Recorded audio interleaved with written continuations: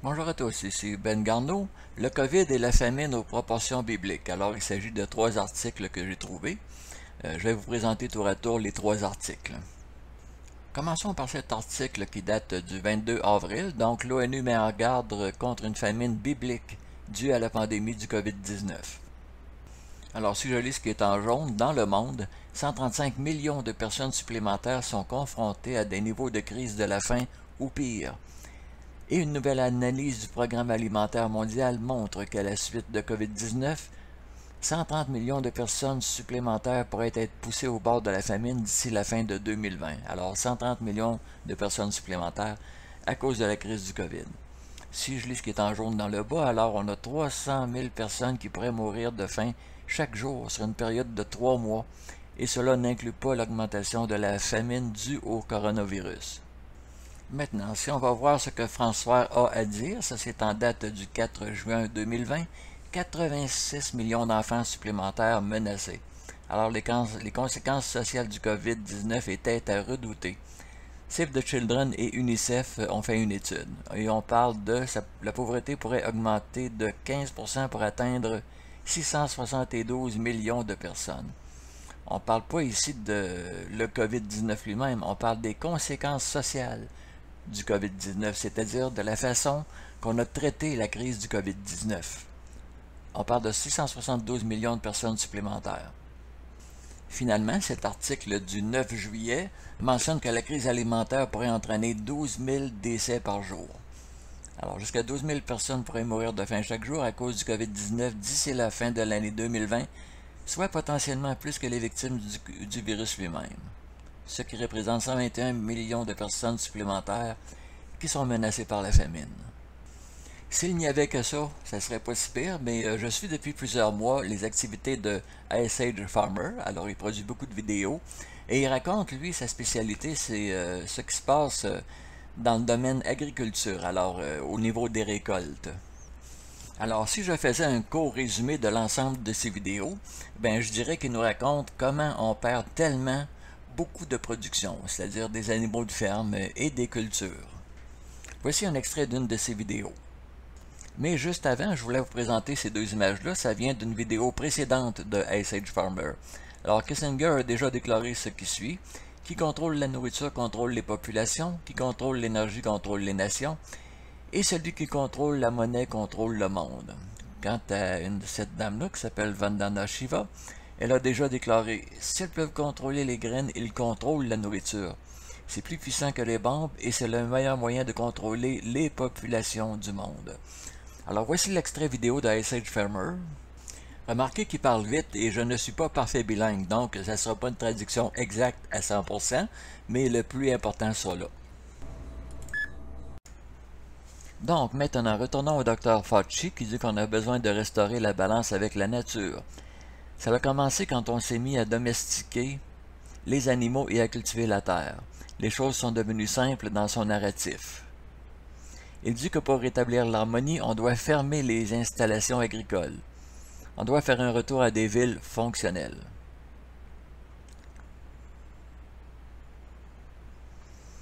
Il s'agit d'installer son agenda satanique.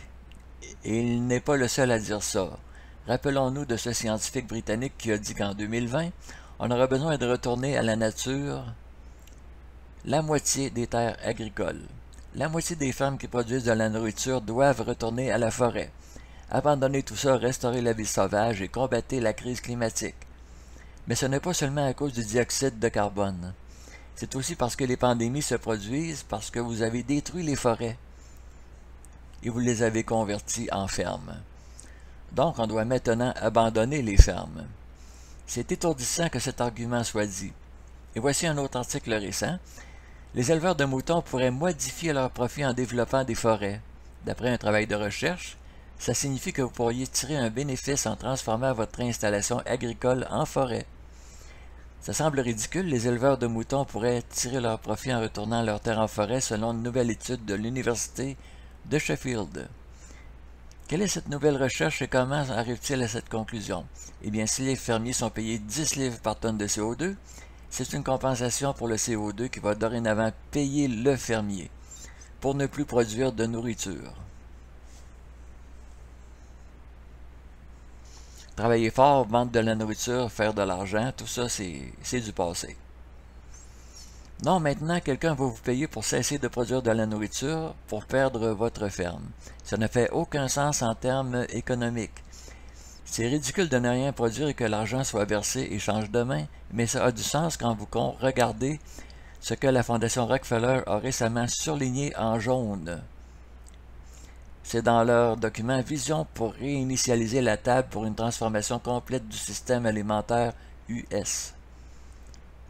Et ils ont déterminé que le vrai coût devra prendre en considération les facteurs extérieurs comme combien de dioxyde de carbone votre installation agricole va émettre, quelle quantité de CO2 vos arbres pourront absorber. En d'autres termes, ça va ouvrir un nouveau marché dans lequel les pets de licorne et les pets de vache serviront à baser l'économie pour faire plus d'argent en cessant l'agriculture. Je suis bien content d'avoir vu cet article et ce qu'ils veulent. C'est une nouvelle recherche qui est basée sur des économies imaginaires dans ce transhumanisme technocrate. C'est ce qui arrive quand les technocrates travaillent. Ils installent des paramètres avec lesquels ils veulent imposer leur réalité et les gens doivent suivre leurs instructions dans la réalité qui ne donneront jamais le résultat qu'ils espèrent.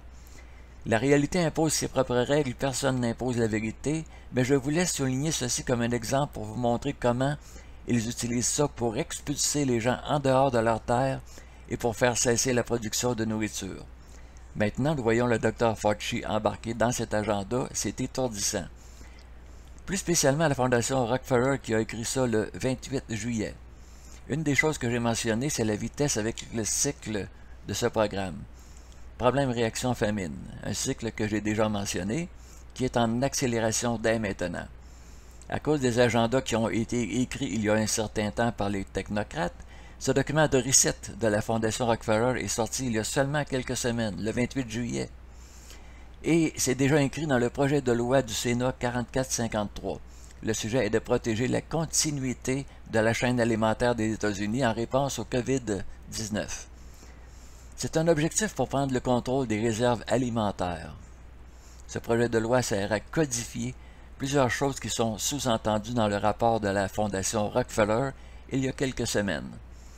Ça parle de comment les écoles seront établies comme étant des centres de distribution pour tout le monde, pour les communautés. Ce document parle comment l'argent sera disponible pour développer des nouvelles sortes de nourriture, pour remplacer les breuvages, pour développer d'autres industries de remplacement de la nourriture de 10 milliards de dollars. J'ai jeté un coup d'œil sur d'autres rapports précédents, comme le lait de soya par exemple. Il parle de comment on devra hausser les technologies, les ordinateurs et les programmes, de même que les réserves de nourriture. Parce que, comme nous l'avons vu, ils ont l'intention d'avancer ce projet qui s'appelle Blockchain AI, qui nourrira le système de la bête. Tout est là dans ce projet de loi avec le budget approprié, prêt à être exécuté et pour implanter l'agenda qu'on a décrit depuis plusieurs semaines.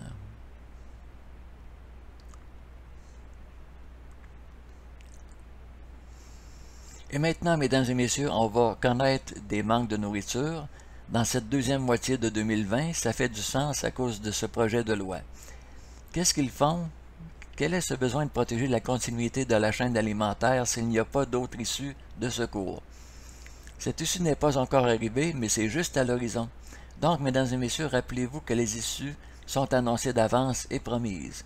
Dans le script de ce jeu de réaction de chaîne alimentaire, c'est une simulation qui a déjà 5 ans par John Podesta. Il disait qu'il y aurait des pénuries de nourriture. On a des écrits de Cargill dans lesquels il prévoit des pénuries à cause des pandémies. Il en résulte des taxes sur la viande aussi à travers l'Europe et ensuite la taxe universelle sur le carbone qu'ils veulent tant. La gouvernance globale sera renforcée à cause des pénuries mondiales de nourriture, justement de la manière qu'ils aiment ça. Problème, réaction, famine. Un autre exemple pour montrer comment les choses vont vite, la campagne plate du président Xi Jinping il y a 3 semaines maintenant en Chine. Il a dit qu'il ne vous est pas permis de vous montrer sur les réseaux sociaux en train de vous empiffrer de nourriture. Il a dit que les gens doivent apprendre à éviter le gaspillage de nourriture. Et si vous en gaspillez trop, grâce à la reconnaissance faciale, ils vont calculer votre gaspillage de nourriture et ils vont marquer votre carte de crédit social. C'est donc un contrôle total de ce que vous mangez et de ce que vous gaspillez. C'est affolant, mais tout découle de l'agenda 21 et de l'agenda 2030. Le contrôle total des ressources de la planète, c'est pas nouveau pour nous. C'est un agenda qui s'est fait sur des centaines d'années, mais voici un exemple. Ça s'est peut-être produit en Chine, mais jamais ici encore. En l'espace de quelques semaines, Tesco demande aux acheteurs de participer à un programme pilote, de calculer le poids de leurs déchets en nourriture et de leur rapporter le résultat pour aider à changer l'attitude des consommateurs avec les restes alimentaires. Pourquoi? À cause du COVID-19. On demande aux consommateurs de calculer le poids quotidien de leurs déchets en aliments dans un ambitieux programme d'essai pour aider à diminuer la perte des aliments qui sont jetés à chaque année. Oui, c'est un programme ambitieux pour les technocrates. Donc, mesdames et messieurs, c'est là qu'on est rendu. J'espère que ça vous a aidé à montrer que le docteur Fauci ne se calme pas. Il collabore avec les technocrates dans le but de prendre le contrôle de tout, spécialement la production de la nourriture, et c'est la raison pour laquelle il s'attaque aux agriculteurs et aux producteurs de viande, les ranchs, etc. Et voilà, si on veut avoir plus de renseignements, il faut regarder c'est quoi l'agenda 21, l'agenda 2030. Il faut comprendre aussi que selon les documents de Oxfam et de UNICEF, la crise du COVID n'a pas eu un impact réel, mais par contre, c'est les mesures qu'on a prises contre la COVID-19 qui vont créer des millions d'affamés de plus. Bon, pendant que je vais continuer à parler, je vais montrer quelques images que j'ai déjà présentées dans des vidéos précédentes. On s'en va où avec cette information-là? Il faut comprendre qu'il y a un plan global qui a été mis en marche. Ça va peut-être s'arrêter à cause des élections le 3 novembre. Bon, maintenant, ce qu'il faut comprendre, c'est pas juste des élections aux États-Unis. C'est une vraie guerre politique, c'est-à-dire que le 3 novembre, on ne saura pas qui a gagné l'élection. Ça va prendre plusieurs jours probablement. Comme l'élection de 2000 qui avait opposé Al Gore et G.W. Bush, ça avait pris beaucoup de journées avant qu'on sache qui est le gagnant. Alors l'élection du 3 novembre, c'est une guerre à mort à en finir entre les démocrates et les républicains. Revenons à la vidéo de Hey Sage Farmer, il mentionne brièvement la Chine. Alors il y a 20 ans, justement, lors de l'élection de G.W. Bush, on sait que les Américains contrôlaient le monde au complet, l'ONU, l'OMS, etc. 20 ans plus tard, en 2020, c'est la Chine qui dirige l'ONU et l'OMS. Alors, par le biais de l'OMS, on obéit à la Chine. Bon, en ce qui nous concerne pour les médias, vous avez peut-être constaté une augmentation du coût de l'épicerie. Alors, ça coûte plus cher pour faire le marché. Je dirais que les prix ont augmenté d'à peu près 20% depuis le 13 mars, depuis le début de la pandémie. On est rendu en septembre. Il faut prévoir que dans 6 mois, ça va peut-être encore augmenter de 20%. On verra. Bon, malgré ces nouvelles catastrophiques, ben, soyons optimistes. Espérons que des bonnes choses vont se passer lors de l'élection aux États-Unis au mois de novembre. En attendant, portez-vous bien. Commencez peut-être à vous ramasser une réserve alimentaire. Commencez peut-être à penser en survivaliste au cas où l'élection se déroule mal en novembre. Bon, portez-vous bien. Ici Ben Garneau. Je vous remercie de publier la vidéo. Et je vous dis à la prochaine.